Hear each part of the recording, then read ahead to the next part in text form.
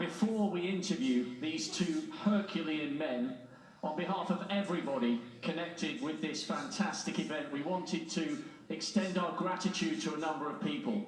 Firstly, to tens of thousands of key workers up and down the country who we'll never meet, and thanks to them, all of us have got back to the job we love, to the sport we love, to the city we love. Equally, to all the familiar faces here at the Crucible, their staff and the World Snooker staff who've put an incredible amount of health and safety in place. You've never seen so many protocols backstage, so much hand sanitizer. Thanks to them, we have felt safe. And lastly, thanks not only to these two, but to all 31 professional snooker players who turned up here in Sheffield on day one to bare their souls to the world and entertain us for 17 long days and remind us what a big part of our lives sport is and will continue to be for many years to come.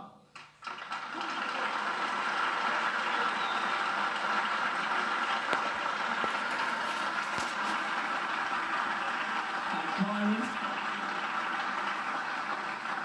I'd like nothing more than to give you a hug at the moment. I can't, for all the obvious reasons.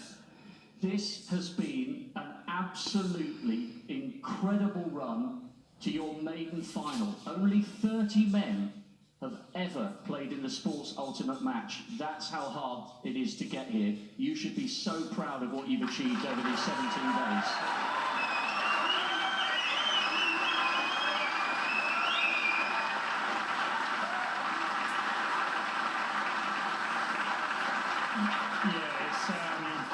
You know, I'm 28 years old. I'm not going to beat myself up too much.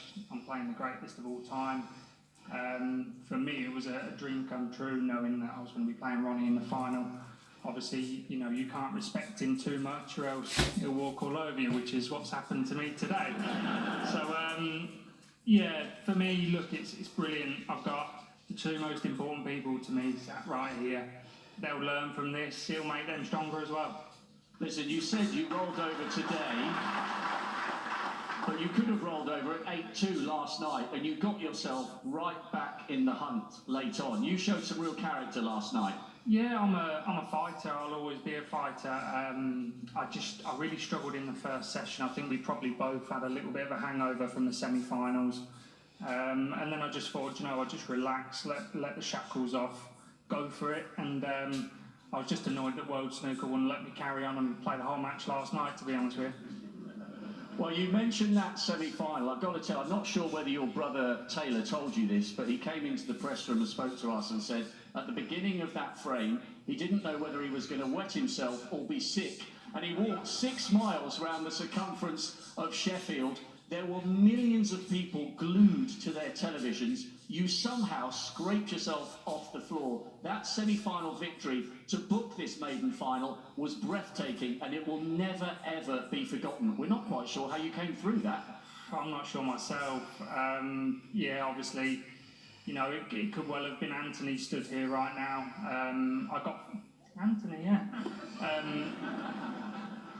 Yeah, I was a bit lucky in the decider, but yeah, it was a phenomenal match, one that I'll remember for the rest of my life. And yeah, hopefully, obviously, me and Anthony have a few more battles here over the years. But look, at the end of the day, the night belongs to Ronnie. He was amazing throughout the final, showed his class when he probably wasn't quite at his best, and still stuck it out. So he was awesome this morning, especially as well. I was very impressed. Well, that shows incredible class that you are once again turning the spotlight on Ronnie. One other thing I'd like to ask you, people sometimes say there are no characters in snooker anymore. It's absolute rubbish. Yours has been an incredible journey. It's only a few years ago you were off the tour, playing a little bit for fun, working in a bar. You've had these two fantastic young men added to your life. It's lit a fire underneath you, and here you are up at world number 6. This has been a great journey, and it continues to be so. Thank you very much. Yeah, it's lockdowns lit a fire on the head as well. The hair died. Yeah, look, at the end of the day, I've got phenomenal family, friends, coach, sponsors, everything behind.